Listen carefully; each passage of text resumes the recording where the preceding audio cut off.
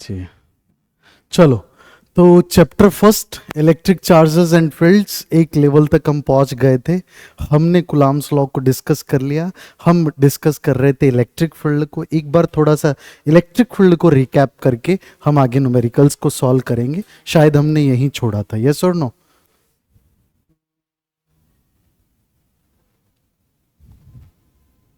Hello.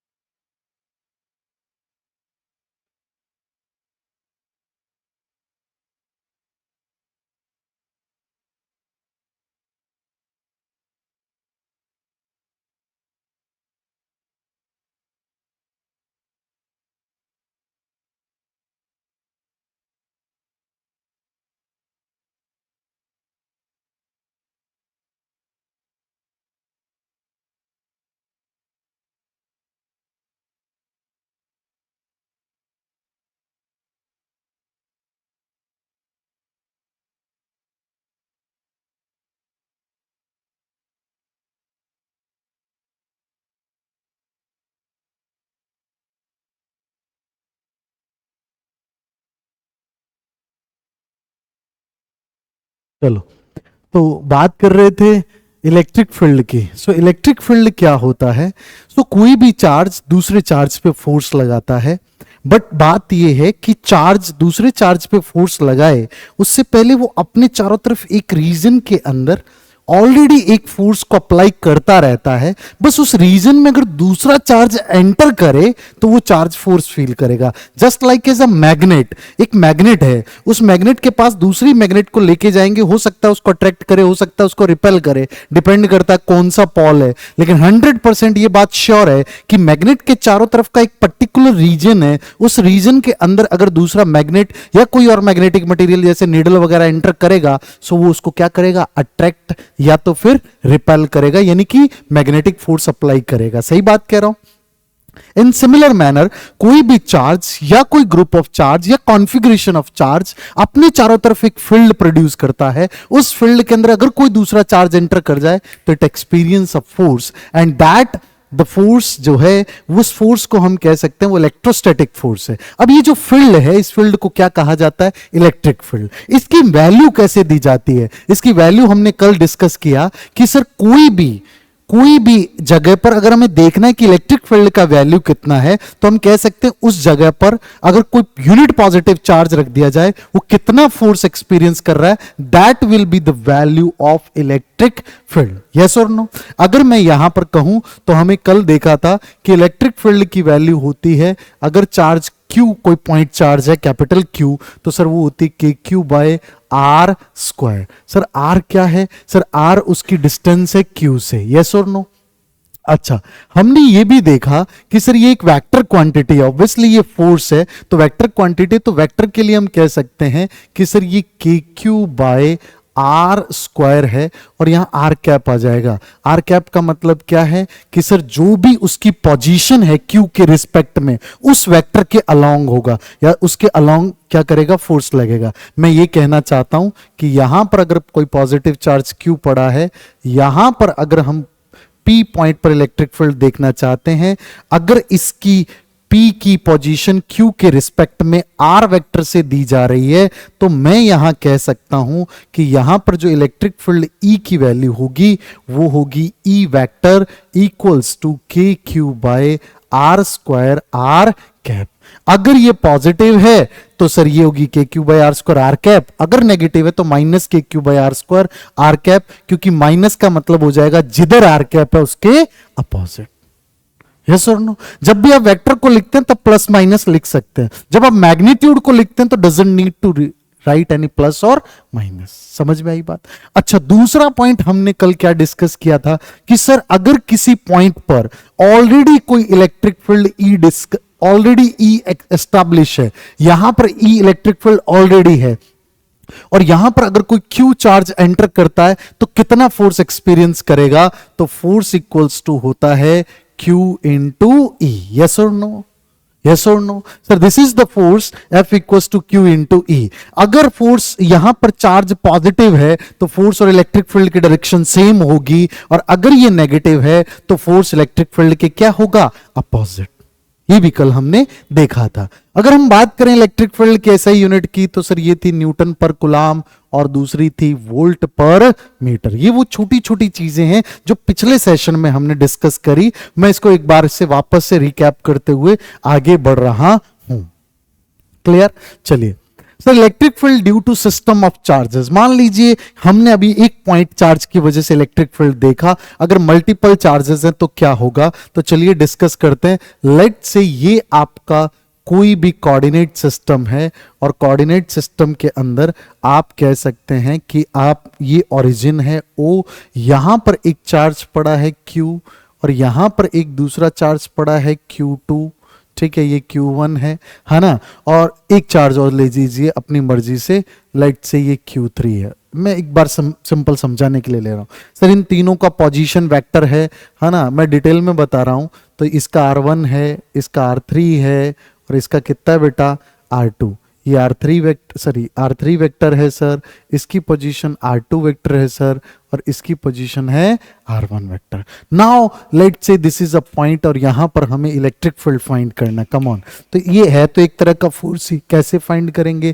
तो सबसे पहले इस पॉइंट की पोजीशन वेक्टर देखेंगे विद रिस्पेक्ट टू दिस। तो इस पॉइंट पर की पोजीशन वेक्टर मान लो अगर ये P है तो मैं कह सकता हूं RP1।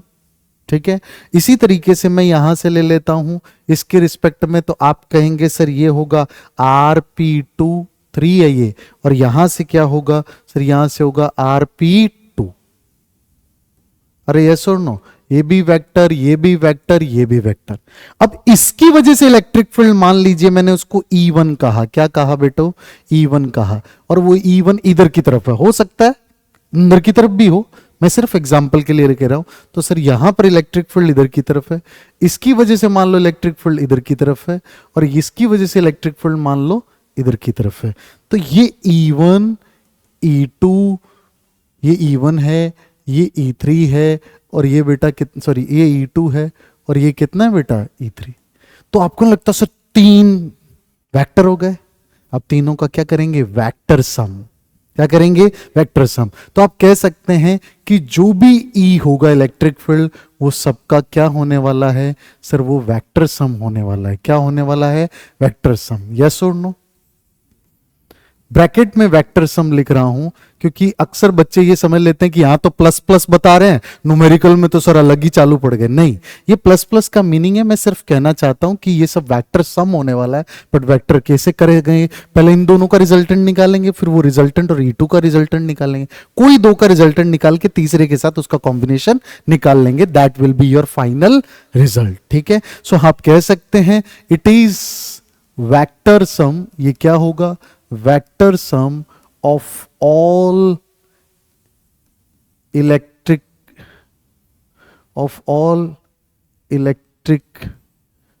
Field at that point due to individual charges, due to individual charge की वजह से जो इलेक्ट्रिक फील्ड होगा उन सबका क्या होने वाला है? सम होने वाला है। कौन सा? Vector sum. ठीक, चलिए तो अब आते हैं हम इस न्यूमेरिकल पे। कल शायद हमने यहीं पर छोड़ा था, है ना? तो चलिए क्वेश्चन क्या है? एग्जाम्पल है हमारी एनसीईआरटी का।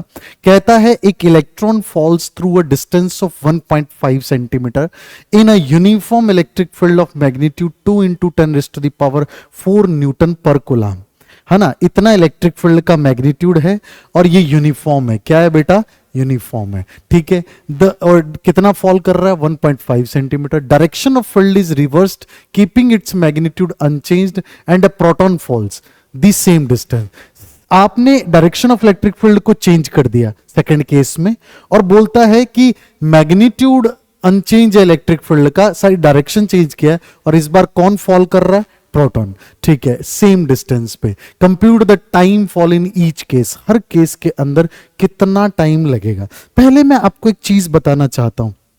आपको पता है यहां पर हम जो ग्रेविटेशनल फोर्स है उसको इग्नोर करके चलेंगे। किसको?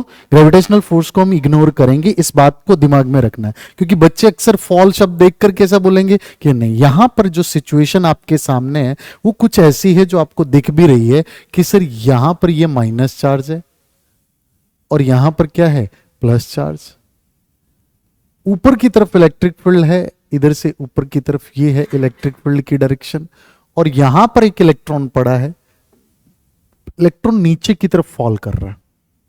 सबसे पहले एक बात बताइए, अगर हम इलेक्ट्रॉन पे फोर्स रखें, केस फर्स्ट की बात कर रहा हूं सर, इलेक्ट्रॉन पे लगने वाले फोर्स की बात हो रही है, तो आप कहेंगे F इक्वल्स टू होगा E इंटू ई। मैं यहां पर माइनस इसलिए नहीं लिया क्योंकि मैं वेक्टर में नहीं लिखा है, मैं सीधा कह रहा हूं कि डायरेक्शन जो होगी वो इलेक्ट्रिक फील्ड की क्या होगी? अपोजिट। तो आप कहेंगे ये डाउनवर्ड होगा। किधर होगा बेटा? अब नीचे की तरफ फोर्स है तो इलेक्ट्रॉन को नीचे की तरफ ही खींचेगा, स्वाभाविक बात है। तो सर ये नीचे की तरफ इसको खींच के ला रहा है। इस F की बात करूं तो E इंटू ई है। अब एक बात बताइए, ये जो चार्ज है ये कहां पर पड़ा था? ये फॉल कर रहा है। हम मान करके चलेंगे कि स्टार्टिंग में इसकी वेलोसिटी कितनी है? 0।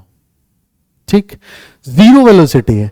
तो आपको पता है इस फोर्स की वजह से 100% न्यूटन के सेकेंड लॉ के अकॉर्डिंग क्या आया होगा? एक्सेलरेशन। तो आप कहेंगे सिंस F इक्वल्स टू क्या होता है? ma, तो इसीलिए हम कह सकते हैं कि ma बराबर क्या हो गया? E इंटू ई। तो एक्सेलरेशन कितना आया इलेक्ट्रॉन पे? E इंटू ई अपॉन m। अब ये m क्या है सर? ये मास ऑफ इलेक्ट्रॉन है। क्या है? Mass of electron. ठीक सर, इतना एक्सेलरेशन हुआ। स्टार्टिंग वेलोसिटी कितनी है? 0। सर डिस्प्लेसमेंट कितना दे रखा है? S इक्वल्स टू दे रखा 1.5 सेंटीमीटर। सेंटीमीटर को मीटर में लिख सकता हूं, 1.5 इंटू 10⁻²। अच्छा एक बात बताओ, अगर ये फॉल कर रहा है, आपको पता है second equation S equals to ut plus half at² है, हाँ के ना? S की जगह 0, ठीक, और सॉरी u की जगह 0। S हमें पता है u 0 हो जाएगा, तो सर ये हो गया हाफ at²। यहां से t² की वैल्यू करूं तो ये हो गया 2s by a। t equals to under the root 2s by a। एक ही जगह मैंने यहां पर एक्सेलरेशन रख दिया e इंटू ई अपॉन m। बोलो एग्री हो? अब यहां से टाइम आप कैलकुलेट कर सकते हो, मैं वैल्यूज रख करके एक बार कैलकुलेट करके बता रहा हूं। फर्स्ट केस मैं बता रहा हूं, सेकंड तुम कर लेना, ठीक है? तो कैसा होगा sir? Time equals to calculate करना है under the root 2 into distance कितना है? 1.5 इंटू 10⁻²। अच्छा, मास ऑन इलेक्ट्रॉन कितना होता है? 9.1 इंटू 10⁻31 kg। यस और नो? हमेशा ध्यान रखेंगे न्यूमेरिकल में वैल्यूज ऑलवेज SI यूनिट में रखेंगे, है ना, ताकि हमें कोई कंफ्यूजन नहीं रहे। डिवाइड करेंगे किससे बेटा? E इंटू ई। ई चार्ज कितना? 1.6 इंटू 10⁻⁻19, जबकि इलेक्ट्रिक फील्ड दे रखा है 2 इंटू 10⁻⁴। एग्री? अच्छा देखो, सबसे पहले ये 2 से 2 गया कि नहीं गया? अच्छा, कुछ देर के लिए ना इस 9.1 को ना 9 मान लो। 9.1 को क्या मान लो? 9, क्योंकि अप्रोक्सीमेशन के साथ हमें जाना पड़ेगा। अगर ये 9 इंटू 15 6 जा 9, 1.15 9 जा कितना होता है? चलो एक काम करो, पड़ा रहने दो उसको भी, वो बेचारा भी क्यों तंग हो रहा है। एक काम करो, इसको लिखो 1.5 इंटू 9, उसके बाद सॉल्व करो। -2 एंड -31 -33। नीचे से देखो -19 ऊपर आया, +19, नीचे से 4 ऊपर आया, -4। बोलो सही कह रहा हूं? ठीक है, नीचे देखो क्या रह गया सर? नीचे ये सब तो चला गया, रह गया ओनली 1.6, इसको उड़ा दो। ठीक, अब देखो सर 9 और 16 का स्क्वायर रूट लिया जा सकता है, तो इसको डिस्टर्ब मत करो, कटाकटाई मत करना। 15 है, इसका रूट ले लेंगे। इधर वाले के साथ देखते हैं क्या हो रहा है। सर 19 - 4 कितना हो गया? 15। 13 33 और 15 रह गया, तो फिर कितना रह जाएगा 18, कितना रह जाएगा -18। तो सर ये रह जाएगा t, 9 का स्क्वायर रूट 3, 16 का 4, 15 रूट में रह गया, और ये रह जाता -18, कितना रह जाता -18। तो मैंने क्या किया, इसको सही कह रहा हूं ना, -18, तो -18 रह जाता, तो उसका रूट हो जाएगा माइनस का 9। बोलो सही है। अब रूट 15 की वैल्यू कितनी होती है, 4 4 16, 3 पॉइंट समथिंग। स्क्वायर रूट निकालना आता है तो बहुत अच्छी बात है, नहीं आता तो फिर अप्रोक्सीमेशन से जाएंगे, ठीक है। तो मैं कह रहा हूं कि आप अप्रोक्सीमेशन की जगह अगर निकालना सीख लें तो ज्यादा बेहतर है। दो पीछे जीरो लगाएं, दो दो के पेयर बनाओ, ठीक है। इधर लिखो 3 3 जा 9, इधर बचेगा 6, 3 का डबल लिखा 6, ये दो पेयर नीचे आएगा पर पॉइंट पहले ऊपर जाएगा। यहां पे कितना लिखूं, 6 लिखूं, नहीं, 9 6 जा 54, 8 जा 48, है ना, शायद 8 से चला जाएगा, 8 8 जा 64, 6 8 6 जा 48 एंड 6 कितना होता है बेटा 54। तो यहां पर ये लगभग इतना बचेगा सर, ये कितना बचा 56 बचा। तो आप देख सकते हैं आंसर कितना है, अप्रोक्सीमेटली 3.8। ये छोटी क्लास में था, नहीं हो तो मुझे बता देना, मैं अलग से सिखा दूंगा स्क्वायर रूट लेना। 3.8 को जब यहां रखेंगे तो t इक्वल टू आया 3/4 इंटू 3.8 इंटू 10⁻⁻9। अब क्या ही तो बचा है सर, 3.4 का मतलब 0.75, 0.75 को 3.8 से मल्टीप्लाई कर देना, you will get your final answer. और ये सब आंसर किस में आएगा, सेकंड में। किस में आएगा बेटा,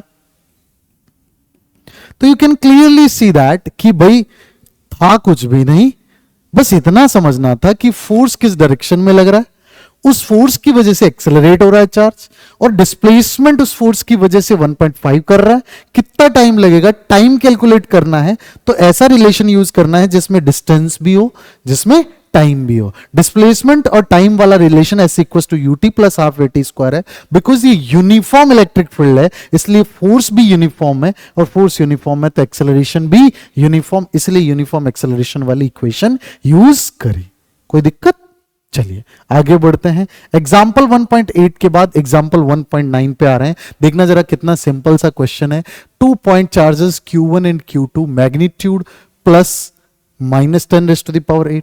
तो ये है सर प्लस का 10⁻⁻8, और ये है -10⁻�8, ठीक है। मैं कुछ देर के लिए इनको ज्यादा ना ऐसे घबराते हुए मैं सिर्फ Q लिख देता हूं, ये प्लस Q है और बेटा ये कितना है -Q।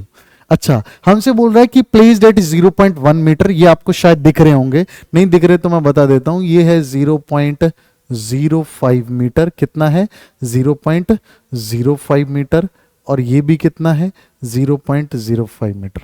दोनों को एक दूसरे से 0.1 मीटर दूर रखा गया। हमसे बोल रहा है calculate the electric field at A B C. सबसे पहले ए पे इलेक्ट्रिक फील्ड निकालो।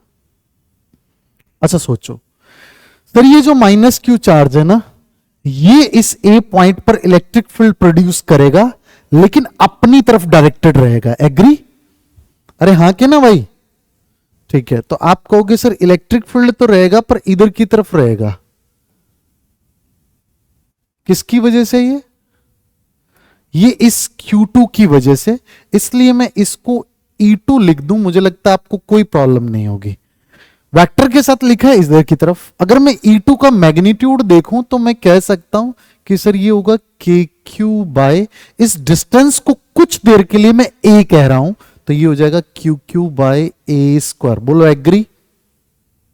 KQ बाय R स्क्वायर था, ठीक है।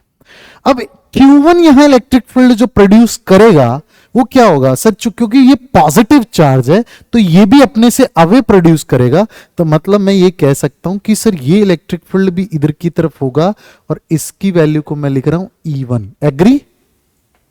अगर मैं इसके मैग्नीट्यूड की बात करूं तो ये भी होगा KQ बाय A स्क्वायर।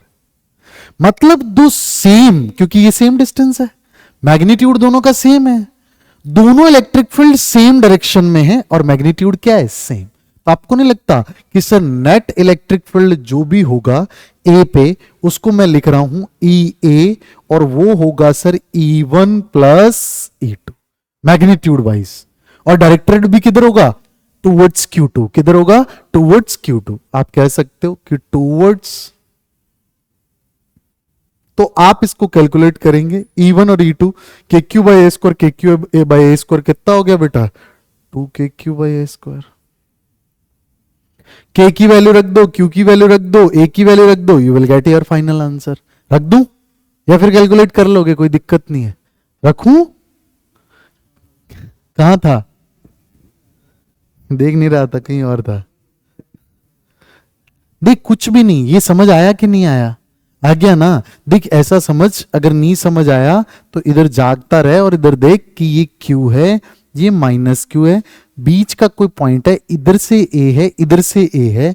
ये इलेक्ट्रिक फील्ड यहां पर जो भी प्रोड्यूस करेगा वो इधर की तरफ होगा, और ये भी जो इलेक्ट्रिक फील्ड प्रोड्यूस करेगा वो भी इधर की तरफ होगा, है ना। तो दोनों इलेक्ट्रिक फील्ड होंगे, एक इधर वाले का E1, इधर वाले की वजह से E2, दोनों सेम डायरेक्शन में, तो ऐड हो जाएंगे डायरेक्ट मैग्नीट्यूड, और नेट भी इधर की तरफ ही आएगा, है ना। तो वही मैंने लिखा है। अब टू के क्यू बाई ए स्क्वायर हो जाएगा, के क्यू और ए की वैल्यूज रख करके कैलकुलेट कर सकते हो। Now we come to the point कि इलेक्ट्रिक फील्ड एट बी, किस पे, बी पे, है ना। तो बी पे इलेक्ट्रिक फील्ड कैसे कैलकुलेट करना है, आइए जरा समझते हैं। देखो बेटा, अगर मैं इसको यहां पर डायग्राम फिर से बनाऊं, सर ये पॉइंट है हमारा बी, 9 इंटू 10⁻⁹, बिकॉज क्वेश्चन में कुछ भी गिवन नहीं है, तो हम कंसीडर करके चलेंगे कि ये जो वैल्यू है, यस वेरी गुड इवनिंग, अच्छा अच्छा वेरी गुड इवनिंग, उधर से आजा भाई। तो यहां पर ये है Q1,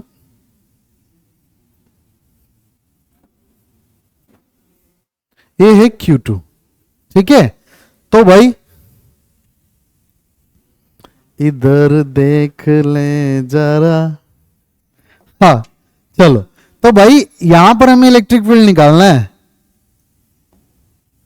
तो सबसे पहले ये समझ कि इन तीनों के बीच की डिस्टेंस कितनी है। सर Q1 और Q2 के बीच की डिस्टेंस है 2a, और ये डिस्टेंस कितनी है, a।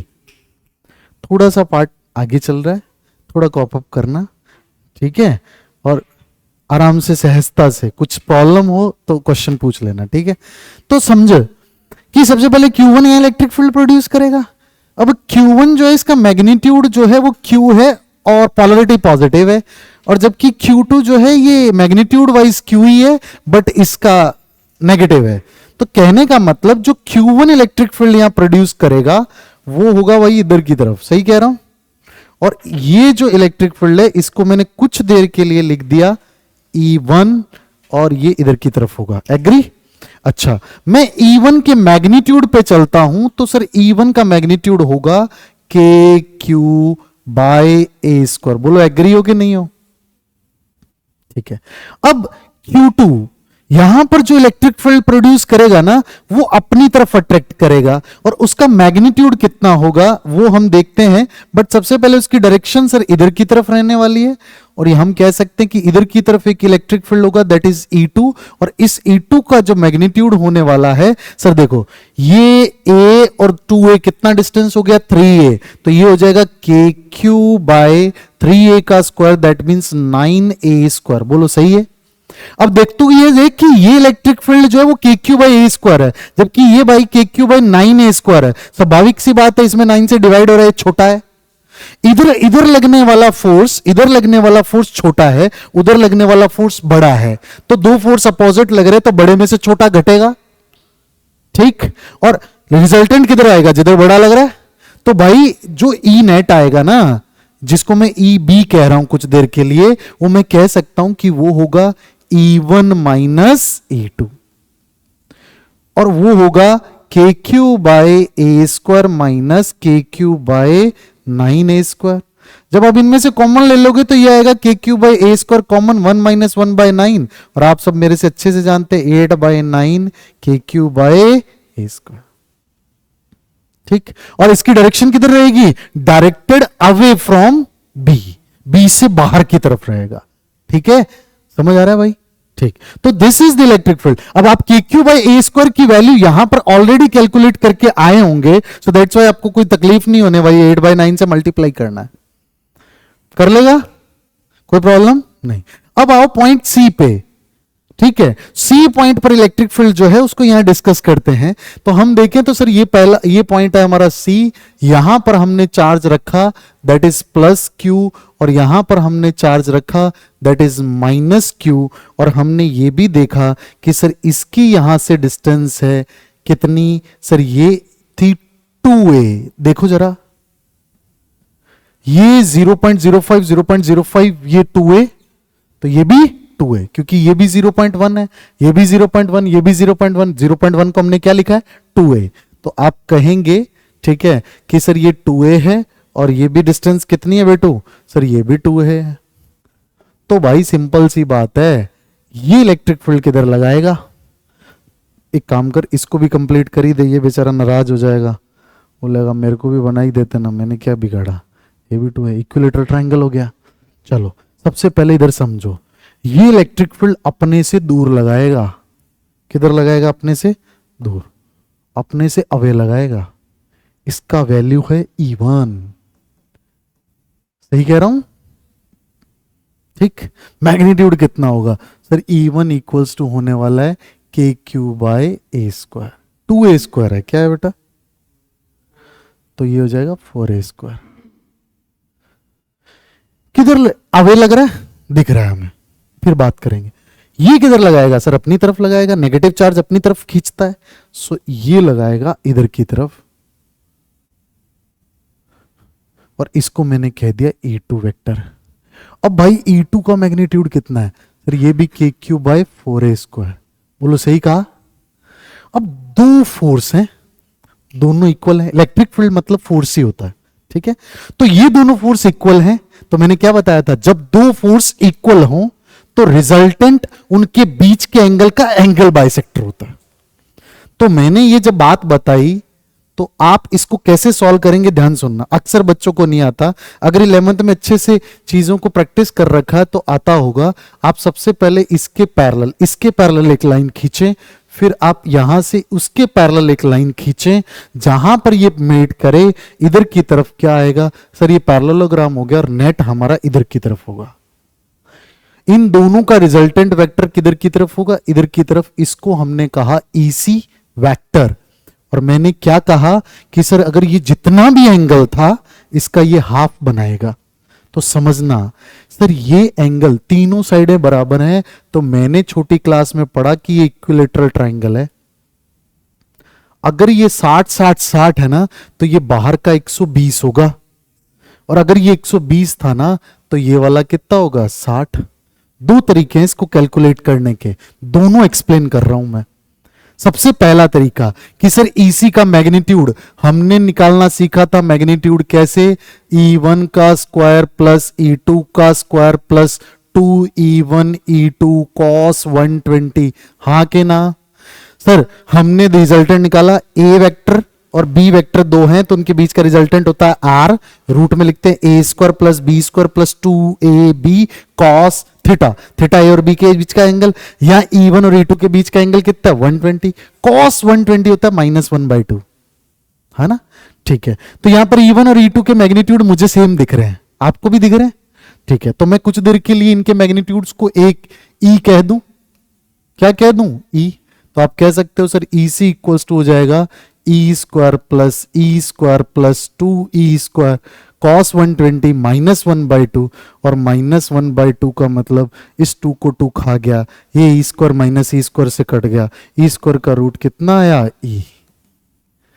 तो इसका मतलब EC पे लगने वाला जो इलेक्ट्रिक फील्ड होगा, यानी इलेक्ट्रिक फील्ड EC जो है वो E के बराबर है, मतलब मैग्नीट्यूड कितना है KQ बाय 4A स्क्वायर। क्योंकि ये भी 60 ये भी 60, इसका मतलब इलेक्ट्रिक फील्ड जो है वो इधर की तरफ है, ये 60 है ना बेटा, तो ये Z बन गया, इसका मतलब इसके पैरेलल इधर की तरफ।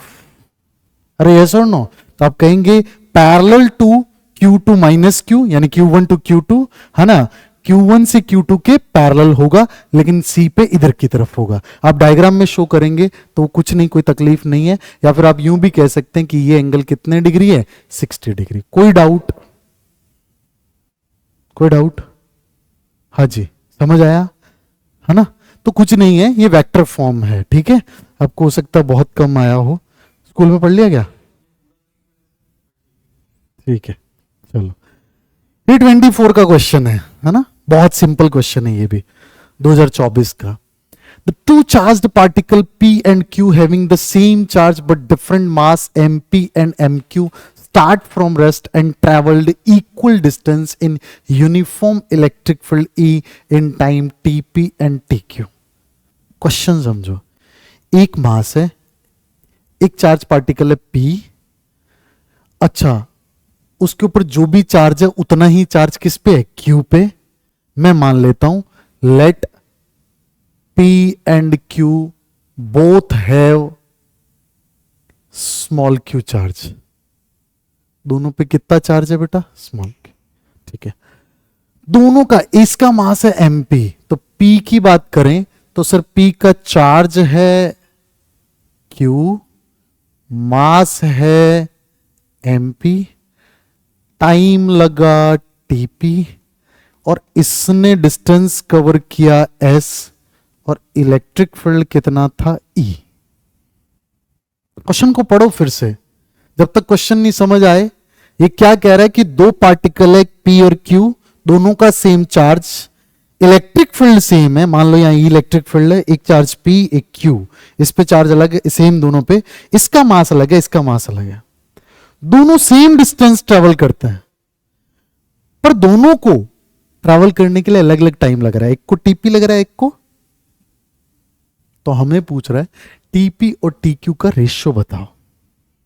ठीक, तो पहले समझो, पी चार्ज ने, जिसपे चार्ज का मैग्नीट्यूड था क्यू, एमपी मास, टीपी समय तक एस डिस्टेंस को ट्रेवल करने में इलेक्ट्रिक फील्ड ई में ट्रेवल किया। इलेक्ट्रिक फील्ड का रोल क्या है चार्ज पे, फोर्स लगाना, क्या लगाना, ठीक है। क्यू चार्ज जो जिसका नाम क्यू था, सर उसके ऊपर चार्ज कितना है, सर उस पर भी क्यू है, मास कितना उसका बेटा, एम क्यू, और उसने टाइम कितना लिया बेटा, टी क्यू, और उसने डिस्टेंस कितनी ट्रेवल करी है, एस, वहां पे इलेक्ट्रिक फील्ड कितना था, ए। अच्छा, पहले फर्स्ट केस को कंसिडर करो पी के लिए, तो सर फॉर पी, मैं पी के लिए डिस्कशन कर रहा हूं, क्यू चार्ज की वजह से उसके ऊपर फोर्स लगा होगा क्यू इंटू ई, एग्री कर रहे हो, फोर्स इक्वल्स टू होता है चार्ज इंटू इलेक्ट्रिक फील्ड, ठीक है, तो Q इंटू ई फोर्स लगा। अब ये जो फोर्स लगा ये इसको एक्सेलरेट करेगा, और हमने न्यूटन का सेकंड लॉ पढ़ा, F इक्वल्स टू क्या होता है, m इंटू ए। m क्या है, मास, a क्या है, एक्सेलरेशन। अब देखो, मास है इसका p, mp, और एक्सेलरेशन हमें पता नहीं, हमने कुछ भी लिख लिया इसको, मान लो मैंने AP लिख दिया, तो आप एक बात बताओ, F की वैल्यू यहां रखते ही QE इक्वल्स टू आ गया MP AP, तो AP इक्वल्स टू आया QE अपॉन MP। बोलो सही लिखा, ठीक है। चार्ज रेस्ट से स्टार्ट हुआ मूव करना, ऐसा हम मान करके चल रहे हैं, तो आप कहेंगे लेट U इक्वल्स टू 0। मैं ऐसा मान रहा हूं, पार्टिकल यूं पड़ा है, इस पे इलेक्ट्रिक फील्ड ही लगा, जिसने इसको एक्सेलरेट किया, इतना एक्सेलरेट होने से पार्टिकल मूव किया, डिस्टेंस ट्रेवल करी s, और s को ट्रेवल करने में टाइम लग गया tp, ठीक है। तो s इक्वल्स टू क्या होता है, ut plus half at square. Sir u 0 है तो s कितना आया, हाफ, a मतलब QE अपॉन MP, t मतलब TP का स्क्वायर। ये फर्स्ट चार्ज के लिए। अब आ जाओ फॉर क्यू, सेकेंड चार्ज के लिए। सर सेकेंड चार्ज पे भी फोर्स कितना लगा, QE, क्योंकि इलेक्ट्रिक फील्ड सेम है और चार्ज भी दोनों पे सेम है, तो सेम फोर्स लगेगा भाई। बट एक्सेलरेशन कितना होगा, sir F equals to m, इसका मास है mq, और एक्सेलरेशन मान लो aq। तो आप बताओ, यहां पे जैसे ही QE रखोगे, ठीक है, तो आपके पास aq आएगा QE अपॉन MQ। अब वही चीज हम इसको भी ऐसे ही मान करके चल रहे हैं, क्योंकि दोनों के लिए सेम सिचुएशन मान करके चल रहे हैं। तो U इक्वल्स टू 0, तो S equals to UT plus half AT square से अगर आप U की जगह 0 रखोगे तो हाफ AT स्क्वायर बचेगा। डिस्टेंस इसने भी कितनी ट्रेवल करी, S, तो हाफ A की जगह क्या आएगा, क्यू ई अपॉन एम क्यू और टाइम की जगह टी क्यू का स्क्वायर। अब ये दोनों डिस्टेंस क्या है, सेम, तो आपको लगता है दोनों को इक्वेट कर दो, कर दे, तो आप कहेंगे सर क्यू ई upon m p into t p का square equals to Q E upon M q into t Q का स्क्वायर।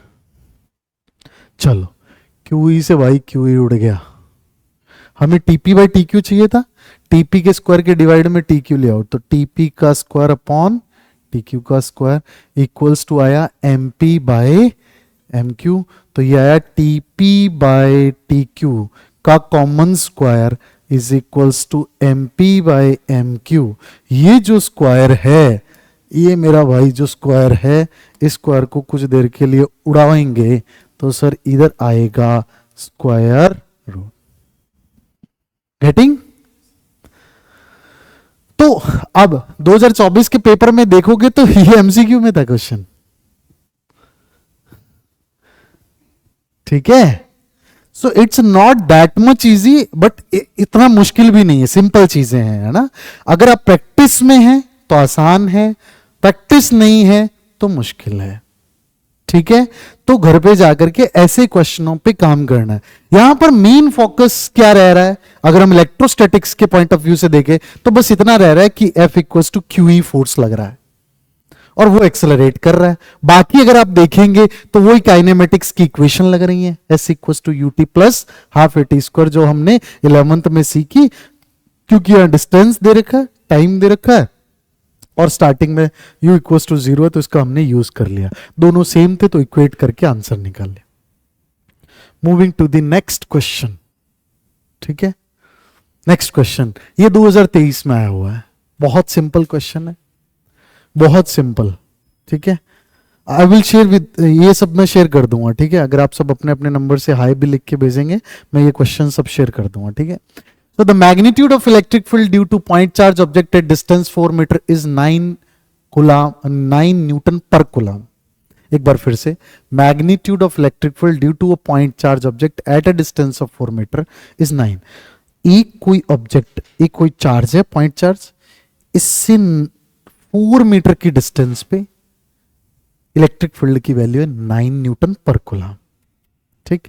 तो मतलब ये सिचुएशन ऐसी है सर, इधर तो कोई तो भी चार्ज है और इधर कोई तो भी डिस्टेंस 2 मीटर पे, 4 मीटर पे, इधर इलेक्ट्रिक फील्ड की मैग्नीट्यूड की वैल्यू है 9 न्यूटन पर कूलम। एग्री कर रहे हो ना भाई?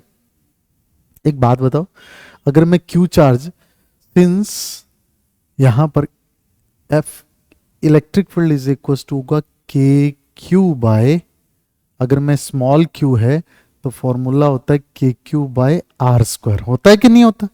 इलेक्ट्रिक फील्ड होता है के क्यू बाय आर स्क्वायर, किसी पॉइंट चार्ज क्यू की वजह से होता है।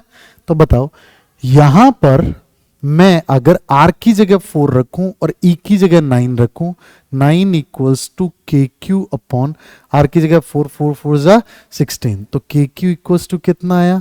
9 इंटू 16, कितना आया बेटा? 9 इंटू 16। बोलो एग्री कर रहे हो? एक बार यहीं छोड़ दो, एक बार छोड़ दो, फिर देखेंगे बाकी सब बातों। आगे आओ, क्वेश्चन क्या कह रहा है? एट व्हाट डिस्टेंस, कितनी डिस्टेंस पे, for the same charge object, same charge के लिए the electric field of magnitude 16 newton per coulomb. अच्छा एक बात बताओ, डिस्टेंस बढ़ेगी, इलेक्ट्रिक फील्ड घटेगा, तो मान लो सर इधर कोई तो भी जगह है जहां पर इलेक्ट्रिक फील्ड कितना हो गया? 16 न्यूटन पर कूलम। ये घटेगी आर तो ही बढ़ेगा, ठीक है। तो मैंने यहां लिया और इसकी डिस्टेंस मान ली आर, ठीक है। इस पॉइंट को मैंने ले लिया पी, तो आप कह रहे हैं electric field eight P that is EP, वो है 16 न्यूटन पर कूलम, और ईपी का फॉर्मूला क्या होना चाहिए sir? K Q by R square. EP कितना बेटा? 16, और के क्यू कितना था? 9 इंटू 16, आर स्क्वायर उधर गया तो कितना आया बेटा? 9 into 16 upon 16, cancel, R equals to 3। कितने डिस्टेंस पे आया, 3 मीटर। समझ में आ रही है बात?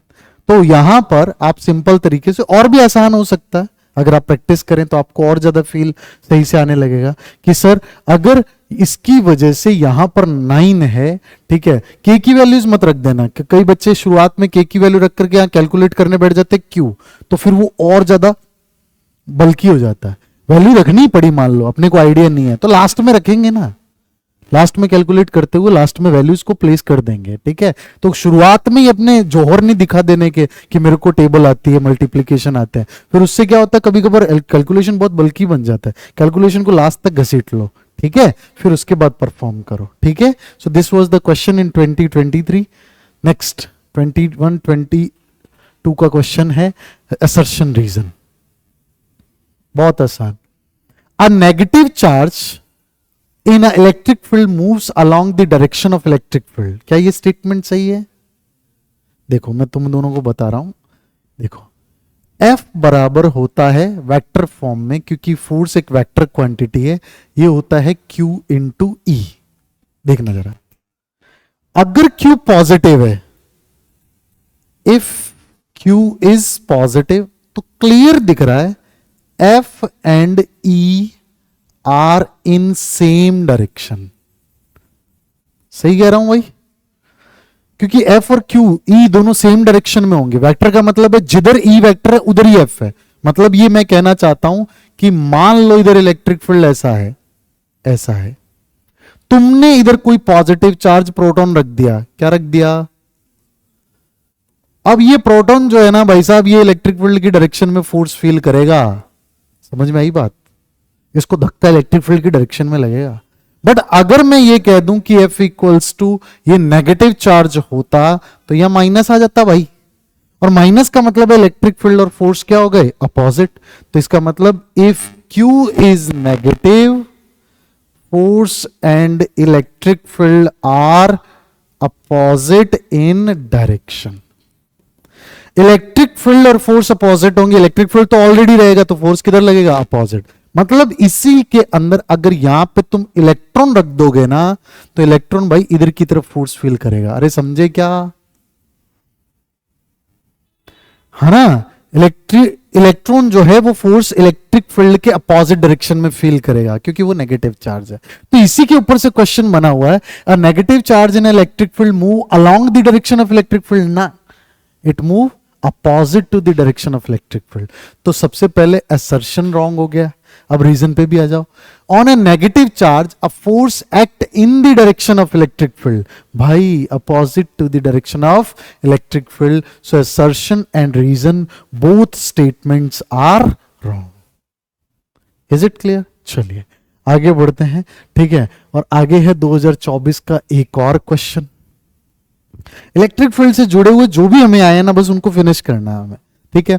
तो देखना, 3 point charges 1 pico coulomb, pico मतलब 10⁻⁻12, ठीक, ठीक है। Each are kept at the vertices of equilateral triangle of 10 centimetre. चलो भाई ये तो काम ही बन गया। इक्विलेटरल ट्राइंगल है जिसकी साइड कितनी है बेटू, 10 सेंटीमीटर। इसकी हर एक पॉइंट पर यहां पे 1 पिको कुलाम चार्ज रख दिया, इधर 1 पिको कुलाम चार्ज रख दिया, इधर 1 पिको कुलाम चार्ज रख दिया। Find the net electric field at the centroid of triangle. Very good. यहां पे इलेक्ट्रिक फील्ड कितना होगा? हाँ बोलना।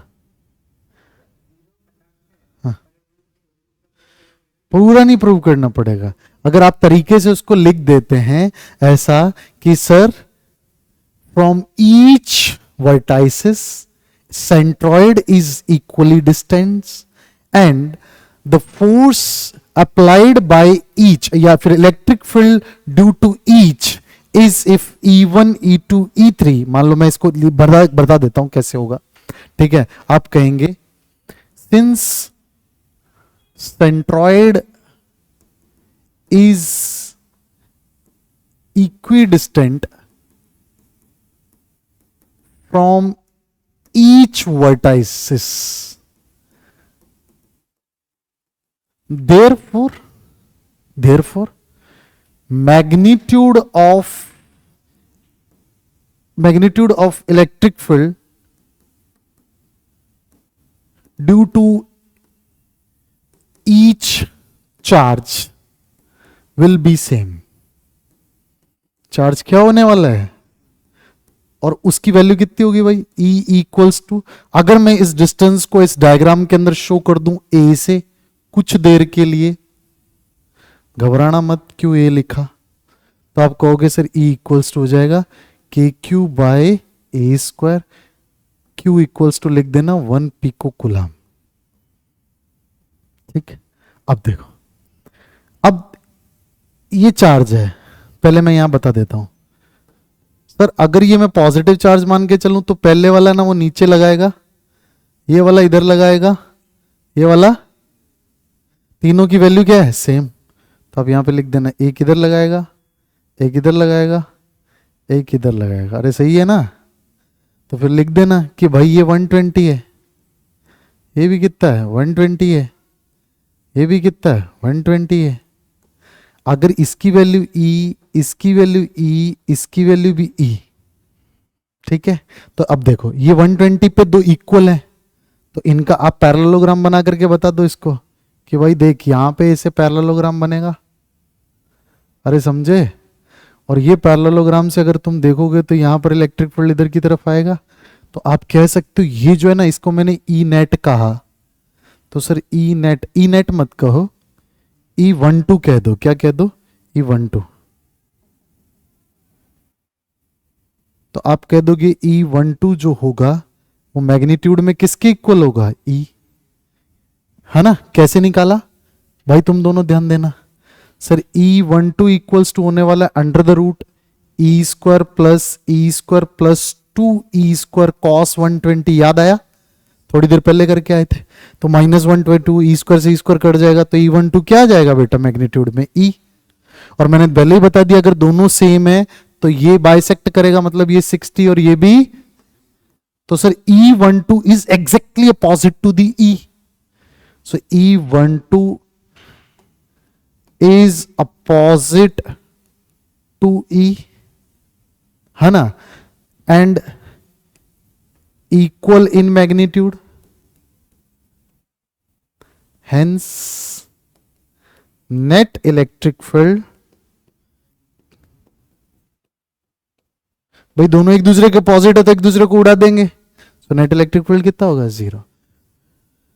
अब नीचे ब्रैकेट में डाल देना due to the symmetry distribution of charge, अगर किसी पॉइंट से इक्वल डिस्टेंस पे सिमेट्रिकली डिस्ट्रीब्यूशन है, सिमेट्रिक मतलब जितना डिस्टेंस इधर है उतना इधर, इतना इधर, और ये भी आपस में इक्वल डिस्टेंस पे चार्जेस पड़े हैं, तो 100% सिमेट्री है, और ऐसे केस में उस पॉइंट पर होने वाला इलेक्ट्रिक फील्ड कितना होगा, ठीक, कितने भी हो, सर्कल है ना, ले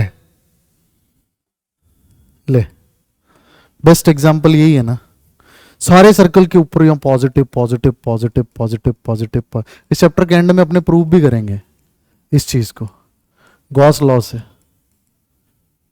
समझ में आई बात, ठीक है। अब यहां पर भाई क्या, वहां यहां पर सेंटर पे इलेक्ट्रिक फील्ड कितना होने वाला है, क्योंकि अगर तू सोचे ना तो ऐसे सोच के सोचो क्या साथ जाएगा, जाएगा कुछ नहीं जाएगा, ये कुछ भी चार्ज पॉजिटिव इधर है, कुछ हिस्सा इधर होगा, तो ऐसे इधर वाले के सामने इधर आ गया, इधर वाले पार्ट के सामने इधर आ गया, इधर वाले पार्ट इधर, तो ये जितना फोर्स लगाएगा उतना ही ये लगाएगा, दोनों कैंसिल, इधर वाले के सामने इधर वाला पोर्शन कैंसिल, इधर वाले से इधर वाला, इधर वाले से, तो मतलब डायमेट्रिकली अपोजिट जितने भी कंपोनेंट्स हैं अगर उनको तुम डिवाइड करोगे, जैसे इधर छोटा सा एक कंपोनेंट ले लिया, ऐसे छोटा सा कंपोनेंट, ये जितना फोर्स लगाएगा उतना ये लगाएगा, ये दोनों कैंसिल कर देंगे, ये दोनों आपस में कैंसिल कर देंगे, नेक्स्ट वाले भी आपस में कैंसिल कर देंगे, सो सारे कंपोनेंट एक दूसरे के इलेक्ट्रिक फील्ड को क्या कर देंगे, cancel, so net electric field कितना हो जाएगा 0। समझ में आ रही है बात, ठीक है, चलिए आगे बढ़ते हैं, कुछ और ये उससे भी भारी, ये क्वेश्चन 2020 का, ज्यादा न्यूमेरिकल्स तो नहीं हो रहे, है ना, जरूरी है, क्योंकि जब तक आप न्यूमेरिकल्स के साथ में अपनी सोच को डेवलप नहीं करोगे, अपने कॉन्सेप्ट को न्यूमेरिकल्स के साथ डेवलप नहीं करोगे, तब तक आप न्यूमेरिकल्स के साथ खेल नहीं सकते। थ्योरी थ्योरी रट के इलेक्ट्रिक फील्ड की डेफिनेशन कोई नहीं पूछेगा, ना कोई आज दिन तक आई है। इस बार डेफिनेशन भी आई थी तो पता है ओपन सरफेस और क्लोज सरफेस आया था, जबकि बहुत से टीचर पढ़ाते वक्त बताते ही नहीं ओपन सरफेस और क्लोज सरफेस क्या है, और सीधा उसने पूछ लिया। क्योंकि आगे चल करके एक टर्म पढ़ोगे तुम इलेक्ट्रिक फ्लक्स, वहां पर एक टर्म यूज होती है सरफेस, तो उसने पूछ लिया कि ओपन सरफेस क्लोज सरफेस में फर्क बताओ, है ना। तो थ्योरी का क्वेश्चन भी ऐसा दिया जो लोग रटते हैं, वो नहीं दिया कि भाई कुलाम्स लॉ, आज दिन तक सीधा सीधा कुलाम्स लॉ कभी नहीं पूछा। और कोई ढंग के एग्जाम सीयूटी वगैरह आप दे रहे हो तो उसमें तो कोई मतलब ही नहीं है, डेफिनेशनों का कोई मीनिंग नहीं है।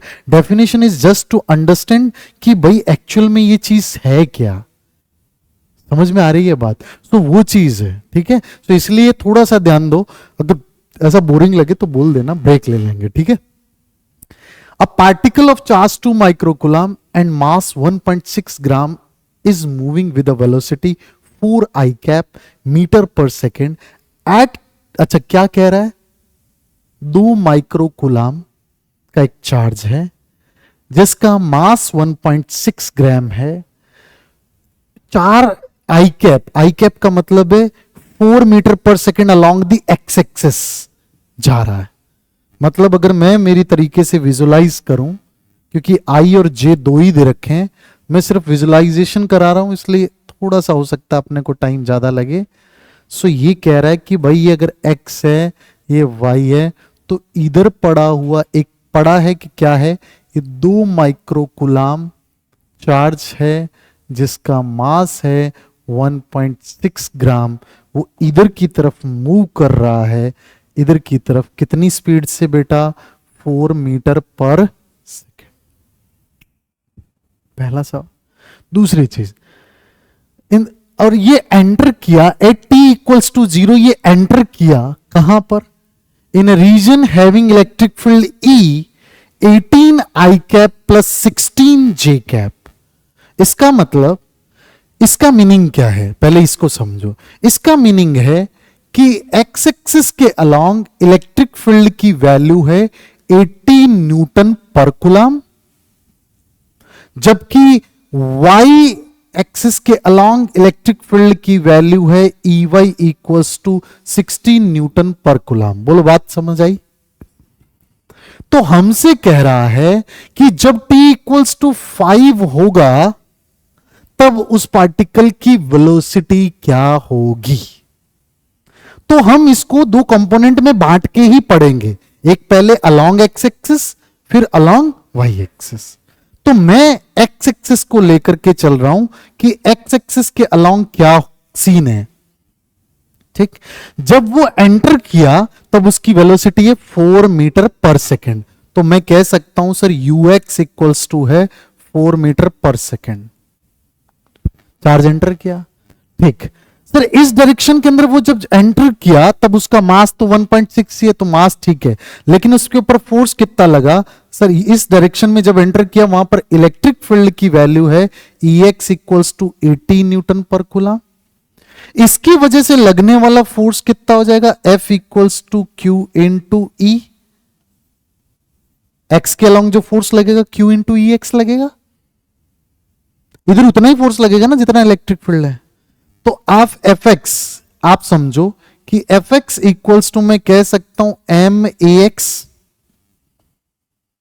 जितना x डायरेक्शन में फोर्स लगेगा उतना ही तो x डायरेक्शन में एक्सेलरेशन होगा भाई। तो आप इस वैल्यू को जब यहां रखोगे तो m a x equals to आया क्यू ई एक्स। तो ए एक्स की वैल्यू कितनी है बेटू, q E x by M. Q की वैल्यू कितनी है 2 माइक्रोकूलम, 2 इंटू 10⁻⁻⁶ कर लेंगे। ये हो गया एक्सेलरेशन, एंटर किया था इस वेलोसिटी के साथ, कब, जब t इक्वल्स टू कितना था 0। t इक्वल्स टू 0 को तो u कहते हैं, हमें vx निकालना है। क्या निकालना है, तो आपको नहीं पता सर, a पता है, t इक्वल्स टू कितना है 5 सेकंड पे निकालना है।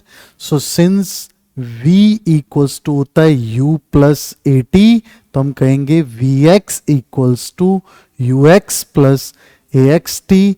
We X equals to U है 4, ए एक्स है Q E x by M, T कितना है बेटा 5। तो आपको नहीं लगता सर पहले इसको कैलकुलेट कर लो, तो क्यू कितना है 2 इंटू 10⁻⁻⁻⁶, 2 म्यू है। ठीक है, इलेक्ट्रिक फील्ड की वैल्यू कितनी है बेटू? इलेक्ट्रिक फील्ड की वैल्यू है यहां पर 80। कितनी है बेटा? 80। और मास कितना दे रखा है बेटा? 1.6, पर वो 10⁻³ होगा क्योंकि ग्राम को केजी में बदलेंगे, वो ग्राम में। तो ये -3 ऊपर आया तो इसको प्लस, सॉरी इसको -3 कर देगा क्योंकि वो -3 प्लस। ठीक है, यहां से 0 गया 800, 16 से 16 50 टाइम्स, 15 2 जा 100, 100 अपॉन 1000, 1/10 कितना आया बेटा? 0.1। तो आप कह सकते हो कि Vx आएगा सर, u कितना था बेटा? Ux 4 और ये है सर 1/10 और इंटू में कितना है 5, 5 से कटा 2, 4 में आधा जुड़ा 4.5 यानी कि 4.5 मीटर पर। ये 5 सेकेंड पर x के अलोंग वेलोसिटी इतनी होगी। ठीक है, अब y के अलोंग आ जाओ, अब y एक्सिस के अलोंग आ जाओ। y एक्सिस के अलोंग का सीन क्या है कि सर पार्टिकल की y एक्सिस के अलोंग कोई वेलोसिटी है ही नहीं, दैट मींस uy कितना है बेटा? ठीक है, इलेक्ट्रिक फील्ड कितना है? 60 न्यूटन। तो आप कह सकते हो सर Ey है 60 न्यूटन पर कूलम, तो इसीलिए लगने वाला जो फोर्स होगा y के वो हो जाएगा Q इंटू ई, और Q की वैल्यू तो बाद में देखेंगे। इसकी वजह से एक्सेलरेशन होगा m इंटू ए वाई, दोनों को इक्वेट किया तो यहां से ए वाई इक्वल्स टू आया Q E Y upon m। बोलो सही कह रहा हूं? अब ए वाई जो है एक्सेलरेशन अलोंग वाई, इसकी वैल्यू कैलकुलेट कर लेते हैं। क्यू कितना है? 2 इंटू 10⁻⁻⁶। ई वाई कितना है बेटा? 60 और ये कितना है बेटा? 1.6 इंटू 10⁻⁻3। ठीक, तो यहां से पॉइंट उड़ाओ 100, -3 से कटा -3 और ये 2 कट गया तो ये रह गया -1। ठीक है, अब 2 से काट लो पहले इसको, 2 से काटा 8, 3 ये 4। तो सर ए वाई की वैल्यू आ गई 3 अपॉन ये -1 नीचे आ जाएगा तो 440 हो जाएगा। हाँ क्या ना भाई? ठीक है, ये हो गया 3/40, ये हो गया ए वाई। अब हमें ये इक्वेशन सेम लगानी है तो हम देखेंगे V Y equals to U Y plus A Y T. T equals to 0 पर वेलोसिटी 0, ये तो 0 है। ए वाई कितना है सर? 3/40 और टाइम कितना है बेटा? 5, 8 जा, तो सर वी वाई कितना आया? 3/8 मीटर पर। हमसे वेलोसिटी पूछ रहा है तो आप सोचो, मैं कह सकता हूं अगर मैं वेक्टर फॉर्म में लिखूं तो वेलोसिटी इक्वल्स टू होगा कितना सर? 4.5 का मतलब है 9.2 आई कैप प्लस 3/8 और नेट क्या होगी सर? नेट हो जाएगी v 9/2 का स्क्वायर प्लस, बोलो सही कह रहा हूं भाई? निकाल दोगे? तो in this manner you can solve such questions. ठीक है, तो जब भी आप क्वेश्चंस को करें बस इतनी बात का ध्यान रखें कि आप इसको कंपोनेंट वाइज ब्रेक कर लें। एक्स वाले कंपोनेंट से एक्स की वेलोसिटी, वाई से वाई की पोजीशन भी पूछता तो हम ऐसे निकाल देते। ठीक है, सो आज के लिए I think more than enough हुआ। ठीक है, कल मिलते हैं सेम टाइम पे। ठीक है, तो न्यूमेरिकल्स जो हैं वो थोड़ा सा अगर आप थोड़ा हैंडी हो जाएंगे, ठीक है, तो तुम्हारे लिए भी बेनिफिशियल रहेगा।